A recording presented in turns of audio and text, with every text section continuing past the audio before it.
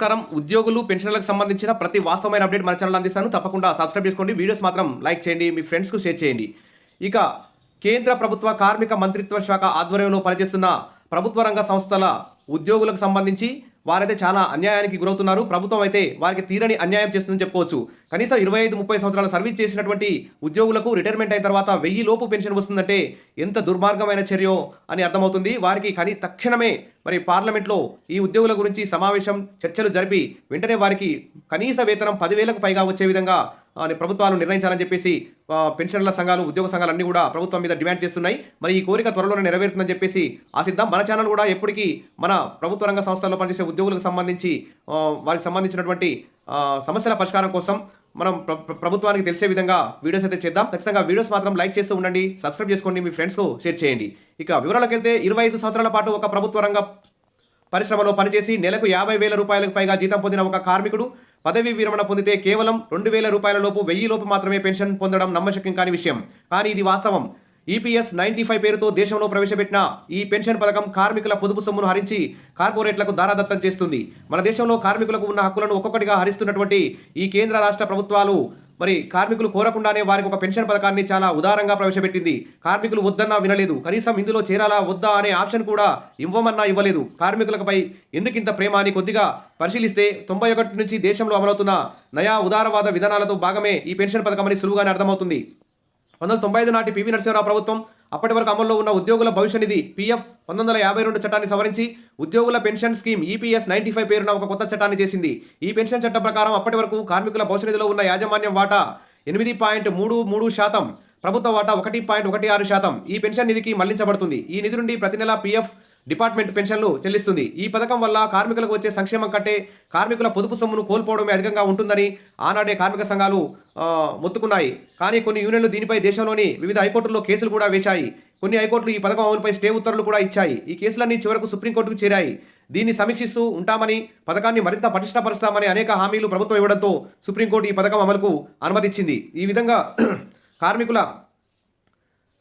కార్మికుల ఆమోదం లేకపోయినా వివిధ యూనియన్లు ప్రతిఘటించిన ఈ పథకం 1995 నుండి అమల్లోకి వచ్చింది. ఈ పెన్షన్ పథకం ప్రత్యేకత ఏమిటంటే కేంద్ర రాష్ట్ర ప్రభుత్వ ఉద్యోగులకు, ఎల్ఐసి, బ్యాంకు ఉద్యోగులకు, ఇతర సంస్థల్లో ఉన్న పెన్షన్ పథకాల్లోని ఒక్క అనుకూలాంశం కూడా ఇందులో లేకపోవడమే. వీటికి భిన్నంగా ప్రతికూలంగా ఉండే అనేక అంశాలు ఈ పథకంలో ఉన్నాయి. ఉదాహరణకు మిగిలిన అన్ని పెన్షన్ పథకాల్లో పెరిగిన ధరలకు అనుగుణంగా కరువు భత్యం ఉండగా ఈ పథకంలో మాత్రం అది లేదు. అన్ని పెన్షన్ పథకాల్లోనూ పదవీ విరమణ సమయంలోనూ పెన్షన్లోని కొంత మొత్తాన్ని కమ్యూట్ చేసుకుని ఒకేసారి పెద్ద మొత్తాన్ని తీసుకునే అవకాశం ఉండగా ఈ పెన్షన్ పథకంలో మాత్రం ఆ సదుపాయం లేదు. కేంద్ర ప్రభుత్వ ఉద్యోగులకు ఆఖరి నెల జీతం ఆధారంగా పెన్షన్ లెక్కిస్తే ఈ పథకంలో మాత్రం కార్మికుని ఆఖరి 60 నెలల జీతం సగటు తీసుకొని దాని ఆధారంగా పెన్షన్ లెక్కిస్తారు. అలాగే కేంద్ర ప్రభుత్వ ఉద్యోగులకు 20 సంవత్సరాల సర్వీస్ పూర్తయితే పూర్తి పెన్షన్ పొందడానికి అర్హత రాగా ఇక్కడ మాత్రం 33 సంవత్సరాల సర్వీసు కానీ ఆ అర్హత రాదు. ఇలాంటి అనేక లోపాలతో కూడిన ఈ ఈపీఎస్ 95 పెన్షన్ విధానం చాలా అన్యాయానికి గురి చేస్తుందని చెప్పేసి ఉద్యోగులందరూ కూడా ఆందోళనలో ఉన్నారు. పెన్షన్ పొందే జీతం పరిమితిని కూడా మొదట 6,500 నిర్ణయించారు. తర్వాత దాన్ని 15,000కు పెంచారు. పూర్తి జీతంపై హయ్యర్ పెన్షన్ను అనుమతించాలని సుప్రీంకోర్టు 2022లో తీర్పిచ్చి 2 ఏళ్లు గడిచినా నేటికి అమలు కావడం లేదు. ఈ పేరున 17.5 లక్షల మంది పెన్షనర్ల నుండి 1,86,920 కోట్లు వసూలు చేసి ఆ సొమ్మును ప్రభుత్వం తొక్కిపెట్టింది. ఇది పచ్చి దగా, మోసం. విచిత్రం ఏమంటే అనేక మందికి 100, 150, 200 రూపాయల పెన్షన్ ఇచ్చిన సందర్భాలు కూడా ఉన్నాయి. పెద్ద ఎత్తున ఒత్తిడి రావడంతో చివరకు ప్రభుత్వం కనీస పెన్షన్ను 1,000 రూపాయలకు 2017లో పెంచింది. దీనివల్ల 36.4 లక్షల మంది లాభపడ్డారని ఘనంగా ప్రకటించుకుంది. కానీ దీన్ని బట్టి తెలుస్తున్నది ఏమంటే అంతమందికి అప్పటి వరకు 1,000 రూపాయలలోపే పెన్షన్ ఉందని దీనికి ప్రభుత్వం సిగ్గుపడవలసి వస్తుంది పోయి తిరిగి గొప్పలు చెప్పుకోవడం విడ్డూరమే. ఇప్పటికీ 1,000 రూపాయల్లో పెన్షన్ వస్తున్న వారు కూడా ఉన్నారు. అత్యధిక మందికి వచ్చే పెన్షన్ రాష్ట్ర ప్రభుత్వం ఇస్తున్న వృద్ధాప్య పెన్షన్ కంటే కూడా తక్కువగా ఉంటుంది. మరి 2024లో ఈ పథకం ద్వారా 78.5 లక్షల మందికి పెన్షన్ చెల్లించారు. ఇందులో 46.6% మందికి 1,000 అంతకంటే తక్కువనే వస్తున్నారు. కేవలం 29,608 మంది మాత్రమే ఈ పెన్షన్దారులు. కేవలం సగటు పెన్షన్ కేవలం 1,578 మాత్రమే. ఫలితంగా అనేక మంది పెన్షనర్లు కడు పేదరికంలో మగ్గుతున్నారు. అందువల్లే దీని కార్పస్ ఫండ్ 2018లో 4,37,000 కోట్ల రూపాయల నుంచి 2024లో 8,88,000 కోట్ల కంటే 6 ఏళ్ల కాలంలో ఏకంగా డబల్ అయింది. ఈ సొమ్మును ప్రభుత్వం మిగిలిన పీఎఫ్ నిధులతో పాటు వివిధ సంస్థల్లో పెట్టుబడులుగా పెడుతోంది.